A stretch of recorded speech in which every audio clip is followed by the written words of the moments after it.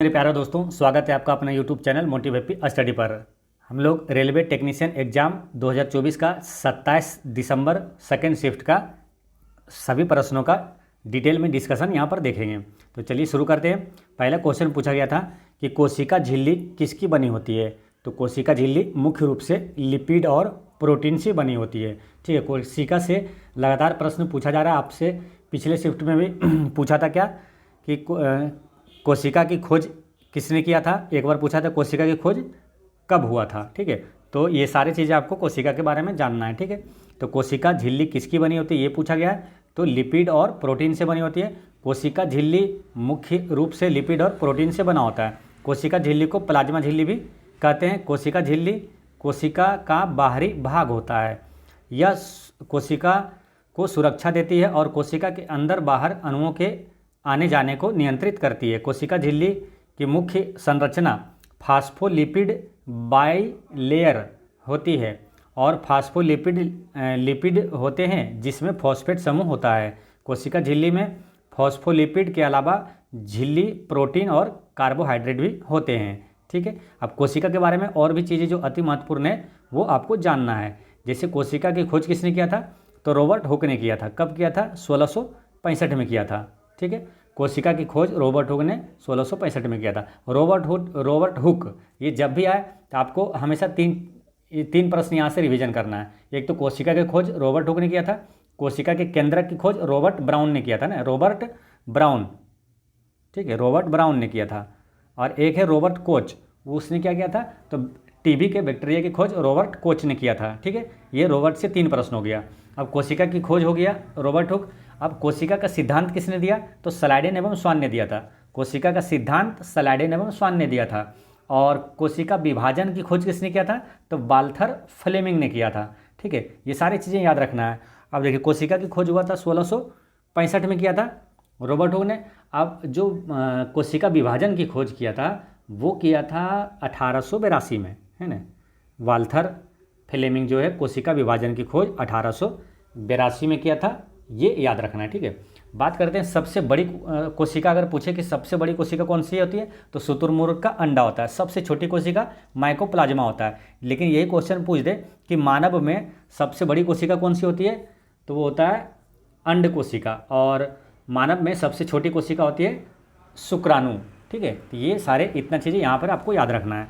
ठीक है, next question है, दिवाली पर प्रधानमंत्री ने कैसे मनाने की बात कही थी। स्वच्छता से संबंधित प्रधानमंत्री मोदी जी ने दिवाली के अवसर पर स्वच्छता को बढ़ावा देने के लिए किसका आह्वान किया था। ठीक है, यानी कि दिवाली पे के शुभ अवसर पर स्वच्छता को बढ़ावा देने के लिए किसका आह्वान किया था, तो वोकल फॉर लोकल का, यानी कि जो घरेलू वस्तुओं का यूज करने के लिए मोदी जी ने बढ़ावा दिया था। ठीक है, उसमें क्या है कि प्रधानमंत्री नरेंद्र मोदी ने दिवाली के अवसर पर स्वच्छता को बढ़ावा देने के लिए वोकल फॉर लोकल का आह्वान किया।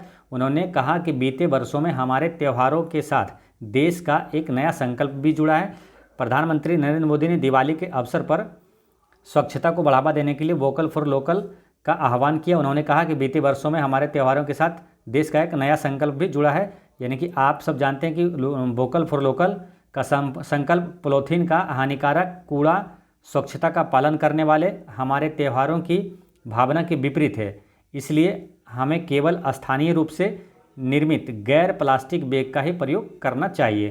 ठीक है, तो ये मुख्य रूप से था, है ना, मतलब लोकल फॉर वोकल, यानी कि जो घरेलू उद्योग है उसको बढ़ावा देना। ठीक, नेक्स्ट है, प्रधानमंत्री नरेंद्र मोदी और चीनी राष्ट्रपति शी जिनपिंग ने अक्टूबर 2024 में रूस के कजान में आयोजित ब्रिक्स शिखर सम्मेलन के दौरान द्विपक्षीय बैठक के दौरान किस बात पर सहमति बनी, तो सीमा विवाद पर सहमति बनी थी। है मोदी जी और शी जिनपिंग ने अक्टूबर 2024 में रूस के कजान में आयोजित ब्रिक्स शिखर सम्मेलन के दौरान द्विपक्षीय बैठक की। यह बैठक पूर्वी लद्दाख में वास्तविक नियंत्रण रेखा, है ना, कहाँ पर रेखा, तो पूर्वी लद्दाख में, है ना, वास्तविक नियंत्रण रेखा पर 4 वर्षों से जारी सैन्य गतिरोध की समाधान की दिशा में महत्वपूर्ण कदम थी। ठीक है, तो यहाँ पर एक प्रश्न और बन जाता है कि जो सीमा विवाद पर समझौता हुआ था वो कहाँ पर हुआ था, वो किस एरिया में, तो वो है पूर्वी लद्दाख में। ठीक है, पूर्वी लद्दाख में वास्तविक नियंत्रण रेखा पर सहमति बनी थी। नेक्स्ट क्वेश्चन है कि उभयचर के हृदय में कितने कक्ष होते हैं? तो 3 कक्ष होता है, ठीक है। 2 अटरिया और 1 निलय होता है। मानव में कितना होता है? मानव बोले या तो स्तनधारी, है ना, तो उसमें मानव में या तो स्तनधारी में कितना? 4 कक्ष होता है, ठीक। नेक्स्ट है, सतह क्षेत्र में वृद्धि का वाष्पीकरण की दर पर क्या प्रभाव पड़ता है? यानी कि सतह ऑप्शन में दिया था कि ना कि उसका क्षेत्रफल बढ़ने पर वाष्पीकरण क्या होगा? तो वाष्पीकरण की दर बढ़ती है ना, क्षेत्रफल बढ़ेगा तो वाष्पीकरण भी बढ़ेगा, इसका करेक्ट आंसर है। नेक्स्ट है, केंद्र सरकार ने 3 अक्टूबर 2024 को कितनी नई भाषाओं को शास्त्रीय भाषा घोषित किया है? तो कितनी ये नहीं पूछा था, क्या है कि किस भाषा को शास्त्रीय भाषा घोषित किया गया है, ये क्वेश्चन आया था। तो ऑप्शन में आपका पाली और प्राकृतिक जो है ये नई जो है 5 भाषा में ये शास्त्रीय भाषा में घोषित किया गया था, ठीक है। वो कितना किया गया था ये भी याद रखना है। तो 5 नई भाषाओं को शास्त्रीय भाषा घोषित किया गया, वो कौन कौन सा है वो भी याद रखना है ना। तो केंद्र सरकार ने 3 अक्टूबर 2024 को 5 नई भाषाओं को शास्त्रीय भाषा घोषित किया है। मराठी, असमिया, पाली, प्राकृत, बंगाली, ठीक है। कौन कौन सी भाषा है? अब ऑप्शन में मान के चलिए क्वेश्चन इस तरह पूछ ले, इनमें से कौन सा 5 भाषाओं में जो कि अक्टूबर में शास्त्रीय भाषा घोषित नहीं किया गया? तो ये 5 किया गया, याद रखना है ना। मराठी, असमिया, पाली, प्राकृत, बंगाली, ये 5 को किया गया, ठीक है। कितनी भाषा? 5 भाषाओं को, और ये 5 ये है, ठीक है। टोटल कितना हो गया? टोटल बढ़ के 11 हो गया, पहले 6 था, ठीक है। यानी कि इसके साथ ही भारत में मान्यता प्राप्त शास्त्रीय भाषाओं की कुल संख्या कितनी है? 11, ठीक है। ये भी काफ़ी महत्वपूर्ण चीज़ें यहाँ पर पॉइंट से याद रखना है। अगर क्वेश्चन पूछे कि 5 शास्त्रीय भाषाओं को घोषित करने के बाद अब बढ़कर कुल कितना हो गया? तो 11 हो गया, ठीक है। पहले कितना था? 6 था, ठीक है। इससे पहले क्या? तमिल, संस्कृत, तेलुगु, कन्नड़ और मलयालम और उड़िया था, ठीक। नेक्स्ट है, सीलिया किस एक कोशिकीय जीव में मौजूद होता है? ये क्वेश्चन आया था कि सीलिया किस एक कोशिकीय जीव में मौजूद होता है? तो पैरामीशियम में ये मौजूद होता है सीलिया, ठीक है। सीलिया के बारे में अगर और जाने तो सीलिया पैरामीशियम जैसे एक कोशिकीय जीवों में पाया जाता है। सीलिया कोशिका झिल्ली से निकलने वाले बाल जैसे कोशिकांग होते हैं। सीलिया जीवों को तेजी से प्रभावी ढंग से आगे बढ़ने में मदद करता है। सीलिया क्या है? कोशिकाओं की गति का कारण बनते हैं। सीलिया बैक्टीरिया और प्रोटिस्टा जैसे कई सूक्ष्मजीवों में पाए जाते हैं। और सीलिया की बात करते हैं तो यूकैरियोटिक कोशिका में पाया जाता है सीलिया, है ना। सीलिया किस में पाया जाता है? यूकैरियोटिक कोशिकाओं में, और कोशिका की सतह पर मौजूद होता है सीलिया, और प्रति कोशिका यानी कि सैकड़ों की संख्या में मौजूद होता है। सीलिया की गति घूर्णी होती है और बहुत तेजी होती है। नेक्स्ट क्वेश्चन पूछा गया था कि हाल ही में खेलो इंडिया शीतकालीन खेलों की तारीखों की घोषणा की गई है। ये आयोजित कहाँ होगा? यानी खेलो इंडिया हाल ही में जो शीतकालीन होने वाला है वो कहाँ होगा, ये प्रश्न पूछा गया है, ठीक है। तो ये बताना है। तो ये कहाँ, इसका करेक्ट आंसर क्या है? आपका हो गया लद्दाख और जम्मू कश्मीर में होगा, ठीक है। और ये होगा कब? 2025 में होगा, ठीक है। तो खेलो इंडिया शीतकालीन खेलों की जो होगा वो अगला 2025 में लद्दाख और जम्मू कश्मीर में होगा, ठीक है। ये ध्यान रखना है। और इसका डेट जो घोषित हुआ है, लद्दाख में आइस स्पोर्ट्स 23 जनवरी से 27 जनवरी 2025 तक लेह आइस हॉकी और आइस स्केटिंग जैसी स्पर्धाएं होंगी, ठीक है। अब इस टाइप के कुछ प्रश्नों को आपको याद रखना है। जैसे कि पीछे भी आपको कई मतलब शिफ्टों में पूछा गया है, खेलो इंडिया यूथ गेम्स का कब हुआ, मतलब कहाँ हुआ, और उसमें प्रथम राज्य कौन है, इस टाइप के प्रश्न पूछा गया है। तो आपको यहाँ कम से कम 6 प्रश्न नए आपको बताते हैं, ठीक है। नोट करना, ध्यान रखना अच्छे से, ठीक है। जैसे कि चौथा, खेलो इंडिया यूनिवर्सिटी गेम्स 2024 ये कहाँ हुआ था? तो असम के गुवाहाटी में होता, ठीक है। याद कर लेना, एकदम अच्छे से नोट कर लेना, ठीक है। खेलो इंडिया, चौथा जो खेलो इंडिया यूनिवर्सिटी गेम्स 2024 कहाँ हुआ? असम के गुवाहाटी में। प्रथम स्थान पे कौन रहा, मतलब सबसे ज़्यादा जो भी पदक विजेता है वो कौन है? ये सबसे ज़्यादा अच्छा प्रदर्शन करने वाला वो है चंडीगढ़, है ना, चंडीगढ़ यूनिवर्सिटी, ठीक है। खेलो इंडिया यूनिवर्सिटी गेम्स 2024 में प्रथम स्थान पर है चंडीगढ़, हुआ था कहाँ? असम के गुवाहाटी में। और चीज़ें क्या याद रखना है। अब चलते हैं चौथा, ये हो गया यूनिवर्सिटी गेम। अब छठा, खेलो इंडिया यूथ गेम्स, ये आयोजित कहाँ हुआ था? 2024 में हुआ था तमिलनाडु में, ठीक है। खेलो इंडिया यूथ गेम्स आयोजित हुआ था तमिलनाडु में, लेकिन प्रथम स्थान पर था महाराष्ट्र, ठीक है। दोनों चीज़ें ध्यान रखना है, अलग अलग क्वेश्चन है, कन्फ्यूजन नहीं होना है। हुआ था कहाँ? तमिलनाडु में। खेलो इंडिया यूथ गेम्स 2024 तमिलनाडु में हुआ, लेकिन प्रथम स्थान पे महाराष्ट्र था। यही जो खेलो इंडिया यूथ गेम्स है ये 7वां जो है 2025 में कहाँ होगा, तो ये बिहार में होगा, ये भी याद रखना है, ठीक है। जैसे ये क्वेश्चन पूछ लिया ना कि खेलो इंडिया शीतकालीन गेम्स कहाँ होगा, तो लद्दाख एवं जम्मू कश्मीर में होगा। उसी तरह जो खेलो इंडिया यूथ गेम्स है ये 2025 में कहाँ होगा, तो बिहार में होगा, ठीक है। अच्छा, 37वां राष्ट्रीय खेल जो है ये 2023 कहाँ हुआ था, तो 2023 में हुआ था 37वां, ठीक है। 38वां जो है वो 2025 में होगा, ठीक है। तो 37वां राष्ट्रीय खेल 2023 जो है ये गोवा में हुआ था, प्रथम स्थान में इसमें भी महाराष्ट्र रहा था, ठीक है। खेलो इंडिया यूथ गेम्स में भी प्रथम स्थान पे महाराष्ट्र और राष्ट्रीय खेल में भी प्रथम स्थान पे महाराष्ट्र था, ठीक है। लेकिन यूथ गेम्स जो है वो तमिलनाडु में हुआ था और ये राष्ट्रीय खेल जो है 2023 का ये कहाँ हुआ था, गोवा में हुआ था, ठीक है। अच्छा, यूथ गेम्स 38वां राष्ट्रीय खेल जो है ये कहाँ होगा, तो अब होगा उत्तराखंड में, ठीक है। याद रखना कहाँ होगा, उत्तराखंड में, ठीक है। तो एक बार फिर समझ लीजिए, देखिए चौथा खेलो इंडिया यूनिवर्सिटी गेम्स असम के गुवाहाटी में हुआ था, प्रथम स्थान चंडीगढ़ है। छठा खेलो इंडिया यूथ गेम्स जो है तमिलनाडु में हुआ था, प्रथम स्थान महाराष्ट्र है। और 2025 में जो यूथ गेम्स है वो बिहार में होगा। 37वां राष्ट्रीय खेल जो है 2023 गोवा में हुआ था, प्रथम स्थान महाराष्ट्र है। और जो 38वां है 2025 में होगा राष्ट्रीय खेल, वो उत्तराखंड में होगा, ठीक है। तो ये सारी चीज़ें आपको याद रख लेना है। नेक्स्ट क्वेश्चन पूछा था कि हाल ही में किसने छठे शास्त्र रैपिड फेडरेटेड शतरंज टूर्नामेंट की मेजबानी की है, तो ये किया किसने, तो मेजबानी किया था आईआईटी मद्रास ने किया था, ठीक है। हाल ही में भारतीय प्रौद्योगिकी संस्थान मद्रास यानी आईआईटी मद्रास ने छठे शास्त्रीय रैपिड फेडरेटेड शतरंज टूर्नामेंट की मेजबानी की है। यह आयोजन 30 से 31 मार्च 2024 को चेन्नई में हुआ था। ये कहाँ हुआ था, तो छठे शास्त्र रैपिड फेडरेटेड शतरंज टूर्नामेंट ये कहाँ हुआ था, चेन्नई में हुआ था, ठीक है। जिसमें 20 से अधिक देशों के 400 से अधिक खिलाड़ियों ने ये भाग लिया था, ठीक। नेक्स्ट क्वेश्चन आया था क्या, 2021-22 में बिहार की गरीबी रेखा कितना प्रतिशत थी, तो बिहार की गरीबी रेखा कितना प्रतिशत थी, 33.7% थी, इसका करेक्ट आंसर है। नेक्स्ट है धारावाही परिनालिका व्यवहार करती है, तो किस प्रकार, छड़ के चुंबक की तरह ना, छड़ चुंबक की तरह धारावाही परिनालिका व्यवहार करती है, छड़ तो चुंबक की तरह। धारावाही परिनालिका की बात करते हैं तो छड़ चुंबक की तरह व्यवहार करती है और धारावाही परिनालिका से उत्पन्न चुंबकीय क्षेत्र छड़ चुंबक से उत्पन्न चुंबकीय क्षेत्र के समान होता है। धारावाही परिनालिका के एक सिरे का व्यवहार उत्तरी ध्रुव और दूसरे सिरे का व्यवहार दक्षिणी ध्रुव की तरह करता है। नेक्स्ट क्वेश्चन आया था कि अगर किसी दर्पण का आवर्धन +2.5 है तो वह दर्पण कैसा होगा, यानी कि धनात्मक है, ये प्लस में है, धनात्मक है, यानी कि उत्तल दर्पण होगा, ठीक। ऋणात्मक होता है, यही हो जाता है क्या, अवतल दर्पण, ठीक है।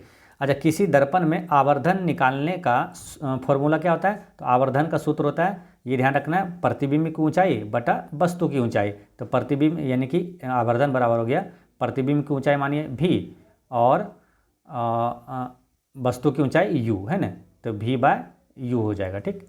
तो ये ध्यान रखना है। नेक्स्ट है फेफड़ों से ऑक्सीजन युक्त रक्त को हृदय तक ले जाने वाली रक्त वाहिकाओं को डैश कहा जाता है। फेफड़ों से ऑक्सीजन युक्त रक्त को हृदय तक ले जाने वाली रक्त वाहिकाओं को क्या कहा जाता है, तो फुफ्फुस शिराएं कहा जाता है ना, फुफ्फुसीय शिराएं कहा जाता है, ठीक है। देखिए हृदय में 4 कक्ष होते हैं, बायां आलिंद, दायां आलिंद, फिर बायां निलय और दायां निलय। हृदय और रक्त कोशिकाओं से जुड़ी कुछ जानकारी आपको ये रखना है हमेशा।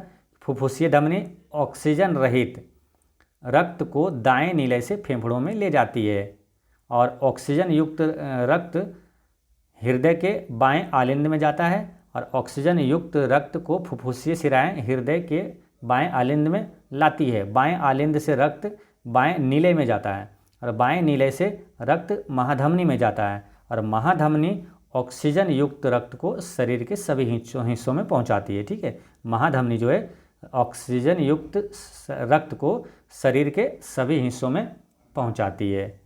नेक्स्ट क्वेश्चन आया था क्या, एक पुस्तक का नाम पूछा था, है ना, श्री राम इन तमिलगम, है ना, एन इनसेपरेबल बॉन्ड नामक एक महत्वपूर्ण पुस्तक के विमोचन की अध्यक्षता की किसने किया था, तो विमोचन किया था किसने, तो ये राज्यपाल है RN रवि, ठीक है। और यह साहित्यिक जो है कृति ये लिखा था किसने, तो प्रतिष्ठित जोड़ी जो है ये डॉक्टर डी के हरि और डॉक्टर डी के हेमा द्वारा ये लिखा गया है, ठीक है। विमोचन किया था किसने, तो आर एन रवि, ध्यान रखना है।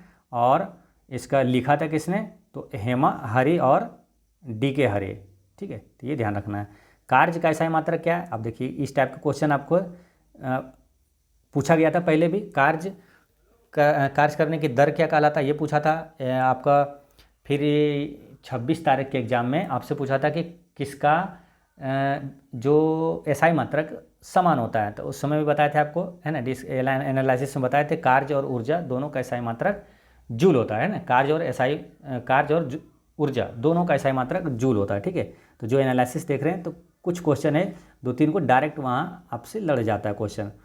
कार्य का SI मात्रक जूल होता है। जूल को, है ना, इस तरह समझा जा सकता है कि यह 1 मीटर की दूरी पर लगाए गए 1 न्यूटन के बल के बराबर होता है, ठीक है। तो कार्य और ऊर्जा ये दोनों का SI मात्रक हो गया जूल, और कार्य करने की दर को शक्ति कहते हैं। नेक्स्ट क्वेश्चन आया था क्या, butanol belongs to the group of, यानी कि ब्यूटेनॉल किस ग्रुप से संबंधित है, तो ब्यूटेनॉल ये अल्कोहल ग्रुप से संबंधित है, ठीक है। अब इसी तरह एक और प्रश्न है, ठीक है, ब्यूटानॉल।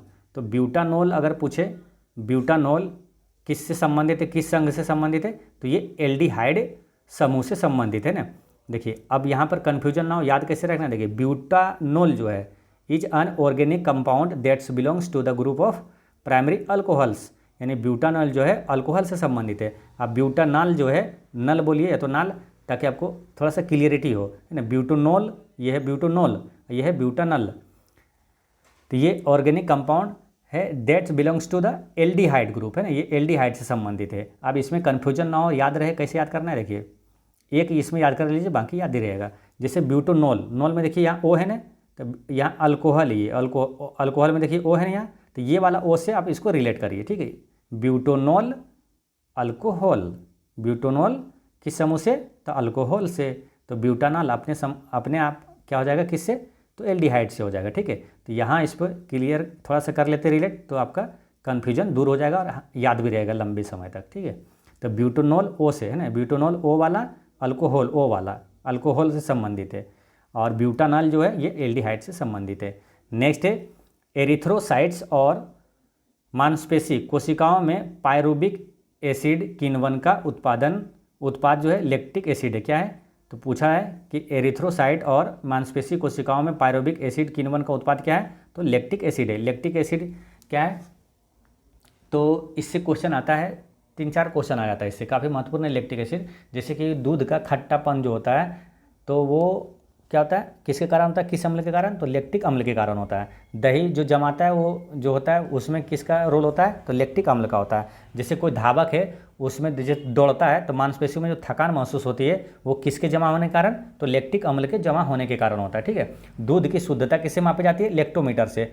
दूध का घनत्व किससे मापा जाता है, तो लैक्टोमीटर से ही मापा जाता है, ठीक है। तो ये सारी चीज़ें ध्यान रखना है।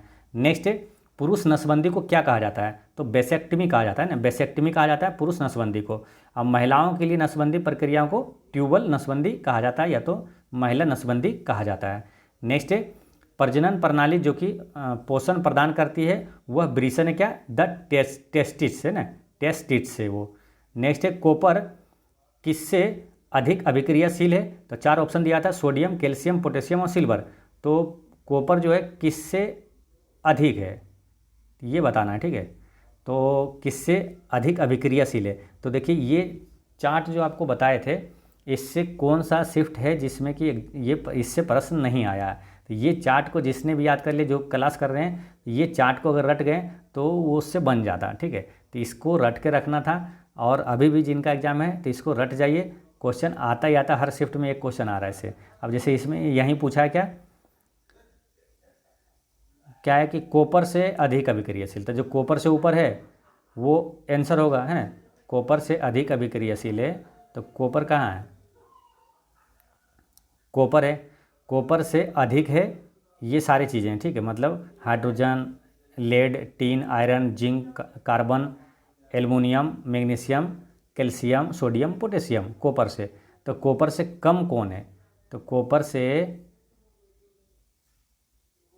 अब यहाँ पर क्या है, कॉपर से किससे अधिक अभिक्रियाशील है, कि कॉपर किससे अधिक है, कॉपर ये होगा, आप देखिए ये चार्ट है, आप क्वेश्चन थोड़ा सा अलग भी आया होगा। तो कॉपर किससे अधिक है, हाँ तो किससे अधिक है ये होगा ना, किससे अधिक है कॉपर, तो ये सिल्वर से, देखिए यहाँ सिल्वर से ये अधिक है ना कॉपर, बाकी सबसे नीचे है। ये कॉपर जो है ये सिल्वर से अधिक अभिक्रियाशील है, बाकी जैसे जो भी दिया है आयरन है इससे कम है, और क्या है उससे कम है, पोटेशियम से कम हो जाएगा है ना, कैल्शियम से कम है, लेकिन वो सिल्वर से अधिक है। ठीक है, तो ये याद रखना है कि सबसे अधिक अभिक्रियाशील है ये ऊपर वाला, सबसे कम है नीचे वाला। ठीक है, तो उस तरह से जाता है, ऐसे बढ़ते, जैसे कम से अधिक है ये है ना, मोस्ट रिएक्टिव से इधर लिस्ट रिएक्टिव है। तो सबसे अधिक अभिक्रियाशील धातु पूछे तो कौन है, पोटेशियम, उसके बाद sodium, calcium, magnesium, aluminium, carbon, zinc, iron, tin, lead, hydrogen, copper, silver, gold और सबसे नीचे प्लेटिनम। ठीक है, तो ये ध्यान रखना है। नेक्स्ट है, जो अधिक संकुचित ठोस या तरल या तो गैस है, तो वो क्या है, जो अधिक संकुचित ठोस या तरल या तो गैस है, तो वो है मतलब कौन अधिक संकुचित हो सकता है ना, जो ठोस है या तो तरल है या तो गैस है। तो गैसें जो है अत्यधिक संपीड़ित होती है। ऐसा इसलिए होता है क्योंकि गैस के कण दूर दूर होते हैं, उनके बीच बड़ी जगह होती है, इसलिए बड़े दबाव डालकर गैसों को बहुत छोटी मात्रा में संपीड़ित किया जा सकता है। नेक्स्ट है कि टाइलिन का स्राव कहाँ से होता है, तो लार ग्रंथि से होता है ना। टाइलिन का स्राव कहाँ से होता है, लार ग्रंथि से होता है।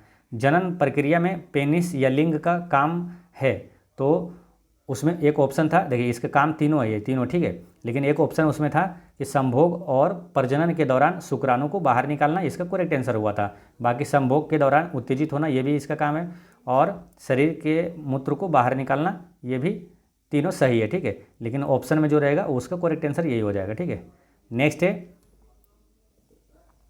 अगर कोई गाड़ी 2 मीटर प्रति सेकंड स्क्वायर की दर से मंद हो रही है और 10 सेकंड में रुक जाती है तो उसका विस्थापन कितना होगा, ये क्वेश्चन पूछा गया था। तो देखिए ये समीकरण, गति का समीकरण से क्वेश्चन पूछा जा रहा है, तो ये ध्यान रखना है। इसको आप एक बार देख लीजिएगा है ना, इसको भी देख लीजिएगा और एक बार सोल्व कर लीजिएगा खुद से। ठीक है, और ये वाला आपको चार्ट याद रख लेना है ना, ये क्वेश्चन से डायरेक्ट गति का समीकरण से v बराबर जैसे u plus a t, s बराबर क्या होता है u t plus half a t square है ना, इससे क्वेश्चन पूछा जा रहा है v square plus v square बराबर यू स्क्वायर प्लस 2ac, और यह मुक्त रूप से गिरते हुए पिंड का जो गति का समीकरण है ना, v बराबर u प्लस जी टी और h बराबर you t plus half G T square, अब v स्क्वायर बराबर u square plus 2gh।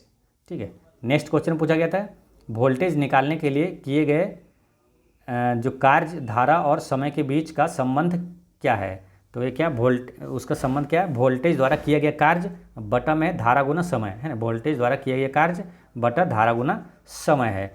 Capital G का मात्रक पूछा था, तो क्या होता है न्यूटन मीटर स्क्वायर प्रति kg square, newton metre square प्रति केजी स्क्वायर होता है। गुरुत्वाकर्षण बल का मान क्या होगा, 6.6759 गुना 10 के पावर -11 न्यूटन मीटर स्क्वायर प्रति केजी स्क्वायर। ठीक है, तो इसका मात्रक पूछा था, मात्रक ध्यान रखना है, न्यूटन प्रति metre square, newton metre square है, न्यूटन मीटर वर्ग प्रति किलोग्राम वर्ग है ना, न्यूटन मीटर स्क्वायर प्रति केजी स्क्वायर। अच्छा, जो गुरुत्वाकर्षण त्वरण का पूछे तो स्मॉल जी का है मीटर प्रति सेकेंड स्क्वायर। नेक्स्ट है, क्लोर क्षार प्रक्रिया से किस पदार्थ का निर्माण होता है, तो क्लोर क्षार प्रक्रिया से किस पदार्थ का, तो क्लोर क्षार प्रक्रिया से क्लोरीन, हाइड्रोजन और सोडियम हाइड्रोक्साइड घोल बनता है। इसमें क्लोरीन सबसे अहम उत्पाद है। जो क्लोर क्षार प्रक्रिया में नमक, पानी और बिजली का इस्तेमाल करके क्लोरीन और कास्टिक सोडा बनाया जाता है। इस विद्युत रासायनिक प्रतिक्रिया से हाइड्रोजन भी बनता है। तो ऑप्शन में जो रहेगा आंसर हो जाएगा। इसमें सबसे जो अहम है कौन सा, क्लोरीन है। ठीक है, बाकी हाइड्रोजन भी और सोडियम हाइड्रोक्साइड भी बनता है। ठीक है, क्लोर क्षार प्रक्रिया से बनने वाले उत्पादों की जानकारी, chlorine gas, sodium hydroxide, hydrogen gas. क्लोर क्षार रसायन कई उत्पादों का आधार है। क्लोरीन उत्पाद द्वारा उत्पादित रसायनों में ये सबसे ज़्यादा मात्रा में बनने वाला रसायन है। इसका कई औद्योगिक इस्तेमाल होता है। नेक्स्ट क्वेश्चन आया था क्या, NFHS 5 के आंकड़ों पर आधारित नीति आयोग के एक पेपर के अनुसार 2022-23 में बिहार की कितने प्रतिशत आबादी बहुआयामी गरीबी में थी। तो 2022-23 में बिहार के जो गरीबी है, बहुआयामी गरीबी थी 33.76% है। नेक्स्ट है रीढ़ की हड्डी किस ऊतक से बनी होती है? तो रीढ़ की हड्डी तंत्रिका ऊतक से बनी होती है, जो कि शरीर के कई कार्यों के समन्वय और नियंत्रण के लिए जिम्मेदार है। ठीक है, और बात करते हैं नेक्स्ट है कि यूनेस्को जो विश्व धरोहर स्थल से प्रश्न आया था कि उसको राय मिलाना था, है ना। तो कहाँ है ये तो आपको लगातार बता रहे हैं, है ना। जो रेगुलर क्लास कर रहे हैं उनको मालूम है, ये जब भी आता है तो हम चारों बताते थे, 40वां 41वां 42वां 43वां। ठीक है, तो उससे जो रेगुलर होंगे तो जान गए होंगे, उनसे सही भी हो गया होगा। ठीक है, तो इसमें फिर अब क्या बात है, रामप्पा मंदिर दिया था। तो अगर ये नहीं भी जानते हैं तो अगर ये 3 जानते हैं तो क्या मिलान कर लेते हैं आसानी से। ठीक है, तो रामप्पा मंदिर है तेलंगाना में, और होयसल मंदिर जो होयसल मंदिर समूह है ये है 42वां विश्व धरोहर स्थल कर्नाटक में, शांति निकेतन पश्चिम बंगाल में है, और मोइदम्स जो है असम में। ठीक है, एक बार फिर समझिए, देखिए 39वां जो विश्व धरोहर स्थल है रामप्पा मंदिर है तेलंगाना में, 40वां कौन सा है धौलावीरा गुजरात में, 41वां है शांति निकेतन पश्चिम बंगाल में, 42वां है होयसल मंदिर समूह कर्नाटक में, 43वां है मोइदम्स असम में। ठीक, ये ध्यान रखना है। नेक्स्ट है किसने कहा कि कोशिकाएं पहले से मौजूद कोशिकाओं से उत्पन्न होती है? तो ये रोडोल्फ विर्चो ने कहा था। किसने कहा था कोशिकाएं पहले से मौजूद कोशिकाओं से उत्पन्न होती है? तो रोडोल्फ विर्चो ने कहा था। नेक्स्ट है केंद्रीय बजट 2024 में युवाओं के लिए रोजगार कौशल प्रशिक्षण से जुड़ी कितनी योजनाएं की घोषणा की गई थी? तो 5 योजनाओं को घोषणा किया गया था। पीएम इंटर्नशिप योजना, यानी इस योजना के तहत 21 से 24 साल के युवाओं को शीर्ष कंपनियों में इंटर्नशिप कराई जाएगी, और इस योजना के तहत युवाओं को हर महीने 5,000 रुपये मिलेंगे। इस योजना के तहत 21 से 24 साल के युवाओं को शीर्ष कंपनियों में इंटर्नशिप कराई जाएगी। इस योजना के तहत युवाओं को हर महीने 5,000 रुपये मिलेंगे। अब इसमें मेन चीज़ें क्या ध्यान रखना है, अगर क्वेश्चन आ जाता है ना कि पीएम इंटर्नशिप योजना के तहत कितने वर्ष के युवाओं को है ना योजना में शामिल किया गया और हर महीने 5,000 रुपये देगा, तो 21 से 24 साल के युवाओं को। ठीक है, इसमें 500 रुपये कंपनियों के CSR फंड से और 4500 रुपये सरकार की ओर से दी जाएंगे। इंटर्नशिप पूरी होने पर युवाओं को एकमुश्त 6,000 रुपये दिए जाएंगे। नेक्स्ट क्वेश्चन आया था क्या मेरुरज्जु यानी कि रीढ़ की हड्डी कौन से ऊतक से बना है? तो ये तंत्रिका तंत्र ऊतक से बना है। मेरुरज्जु यानी कि रीढ़ की हड्डी तंत्रिका तंत्र ऊतक से बनी होती है। तंत्रिका तंत्र की कोशिकाओं को न्यूरॉन या तंत्रिका कहा जाता है। और जब भी तंत्रिका तंत्र की जो इकाई है पढ़ते हैं तो एक और कौन पढ़ते हैं, किडनी का, है ना। तो तंत्रिका तंत्र का इकाई है न्यूरॉन, लेकिन किडनी का नेफ्रॉन, ये ध्यान रखना है। तंत्रिका ऊतक की मदद से शरीर की सभी अंगों और कार्यों में तालमेल बना रहता है। कोशिका विभाजन की खोज किस वैज्ञानिक ने किया था? तो कोशिका विभाजन की खोज वाल्थर फ्लेमिंग ने किया था। अब कोशिका से ही इस खोज में ही 2-3 टाइप का आ जाता है ना। कोशिका की खोज किसने किया? रॉबर्ट हुक ने किया था। अब कोशिका का केंद्रक की खोज किया था रॉबर्ट ब्राउन ने। अब कोशिका विभाजन की खोज किया था वाल्थर फ्लेमिंग ने। और एक क्वेश्चन कौन सा आता है, कोशिका सिद्धांत किसने दिया था? तो स्लाइडेन एवं स्वान ने दिया था।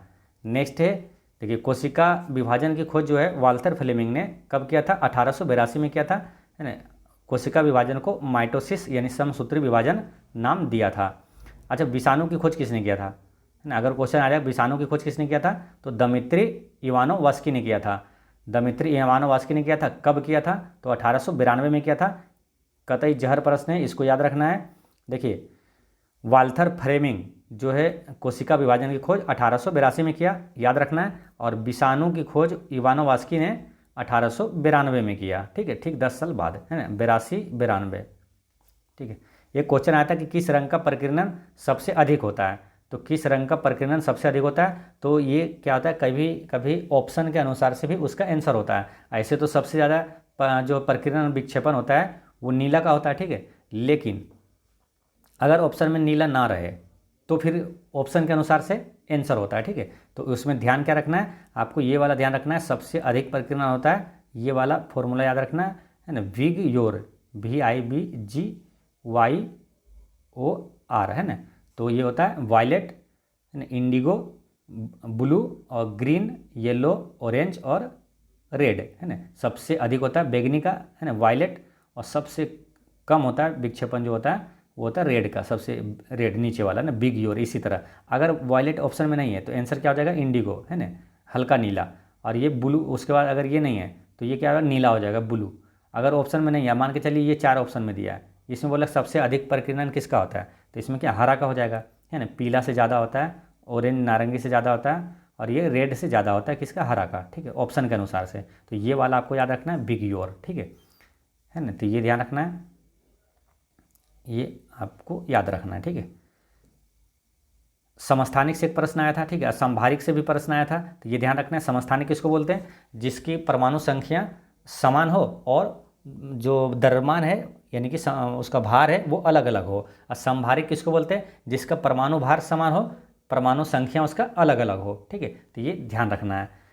नेक्स्ट क्वेश्चन एक चीज़ें ये भी ध्यान रखना है, उदासीनीकरण से भी क्वेश्चन आ रहा है ना। तो उदासीनीकरण अभिक्रिया रासायनिक अभिक्रिया का एक बहुत ही महत्वपूर्ण वर्ग है, जिसमें अम्ल का प्रभाव या तो क्रियाकलाप क्षार द्वारा उदासीन किया जाता है, और क्षार द्वारा अम्ल का प्रभाव या तो क्रियाकलाप उदासीन किया जाता है। अम्ल और क्षार ऊष्मा उत्पादन के साथ साथ अभिक्रिया के उत्पादन के रूप में नमक और पानी बनाते हैं, ठीक है। मैथ का एक क्वेश्चन आया था ये कि कोई धनराशि 15 वर्ष में 8 गुना हो जाती है, कोई धनराशि जो है 15 वर्ष में 2 गुना हो जाती है, तो 8 गुना कितने वर्ष में होगा, ठीक है। तो इसको कैसे बनाना है, देखिए 15 वर्ष में 2 गुना हो जाती है, ठीक है। अब बोला कि 8 गुना कितना होगा, तो देखिए 2 गुना बोला ना 15 वर्ष में, तो अब 2 के पावर है ना कितना रखिएगा कि ये 8 आ जाए, ठीक है। पूछा ना कि 8 गुना कितने वर्ष में हो जाएगा, तो 2 के पावर कितना रखना है, तो 8 रखेंगे, और 2 के पावर 3 रखेंगे ना, तो 8 आ जाएगा ना, 2 दूनी 4 दूनी 8। तो अब इसको डायरेक्ट यहाँ 15 को इससे गुना कर दीजिए, आंसर आ जाएगा, ठीक है। कैसे बनाना है फिर समझिए, देखिए 15 वर्ष में कोई धनराशि 2 गुना हो गया, तो बोला क्या 8 गुना कितने वर्षों में होगा, तो करना क्या है 2 के पावर जो है यहाँ पर कितना रखेंगे कि ये आ जाएगा, तो 2 के पावर कितना रखेंगे 3, ठीक है। तो इसको 3 से गुना करिए, डायरेक्ट आंसर आ गया। तो आपसे जब भी कोई भी क्वेश्चन आएगा आप इस बार तो इसी तरह बनाना है ना, सिंपल बना देना है। जैसे बोलेगा 15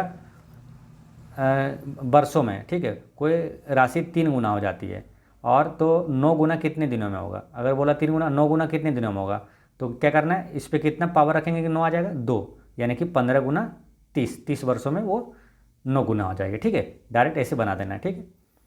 एक क्वेश्चन आया था क्या, उसका MRP दे दिया था 2000 रुपये, डिस्काउंट बोला कि 20% और 15% के डिस्काउंट के बाद क्या होगा वो, ठीक है। तो करना कैसे, सिंपल है, 2000 रुपये लिखें, 20% डिस्काउंट यानी 20×2500 4/5 गुना कर दिए, और 15% डिस्काउंट यानी कि 15% का होल वैल्यू क्या होगा 5×15 और 20 यानी कि 17/20, ठीक है। ये हो जाएगा इसका आंसर। तो 20×500 यानी कि 2 शून्य यहाँ से चला गया, और 4 दूनी 8 और 17 8 36 है यानी कि 136 है ना शून्य, यानी कि 1360 इसका करेक्ट आंसर हो गया। चतुर्थ समानुपात से ये क्वेश्चन आ रहा है, तो आपको बताए थे कि द्वितीय समानुपात, तृतीय समानुपात, चतुर्थ समानुपात, इस तीनों से डेली क्वेश्चन आ रहा है, ठीक है। इसलिए ये याद कर रहे हैं तो 1 नंबर आपका रखा हुआ है। द्वितीय समानुपात पूछेगा तो रूट अंडर AB, तृतीय समानुपात पूछेगा तो जैसे A B और X दे दिया, ठीक है, बोला X का मान निकालिए, तृतीय समानुपात में X का मान है, इसमें क्या करना है B² A कर देना है। चतुर्थ समानुपात में क्या बोलते हैं, जैसे ये दे दिया और बोला कि ये X निकालिए, ठीक है, तो क्या करना, क्या इतना बटे इतना बराबर में इतना बटे इतना, यानी कि यहाँ पर क्या होगा देखिए, पहले क्या दिया हुआ 1.6 बटा हो जाएगा 0.6, बराबर कर देना है 0.6 बटा में x का मान निकाल दीजिए, ये पॉइंट से ये पॉइंट चला जाएगा, ठीक है। उसके बाद कितना से कटेगा, ये 8 और ये नीचे 3।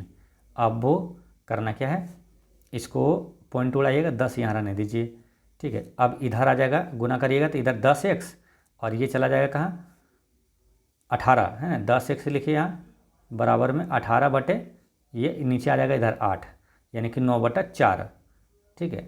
10x बराबर 9/4, ठीक है। फिर से समझिए 10x बराबर कितना बचा 9/4। अब इसको 4 से काटिए, 4 दूनी 8, ठीक है, 4 दूनी 8 और 1 बचा, फिर होगा क्या 4 दूनी दशमलव दे के 4 दूनी 8 और 4 पंचे 20 इतना होगा। अब फिर x का मान निकालना है, 10 को फिर इधर भेजेंगे तो यहाँ दशमलव यहाँ 1 आगे बढ़ जाएगा, ठीक है, तो 0.225 होगा, इसका करेक्ट आंसर हो जाएगा, ठीक है।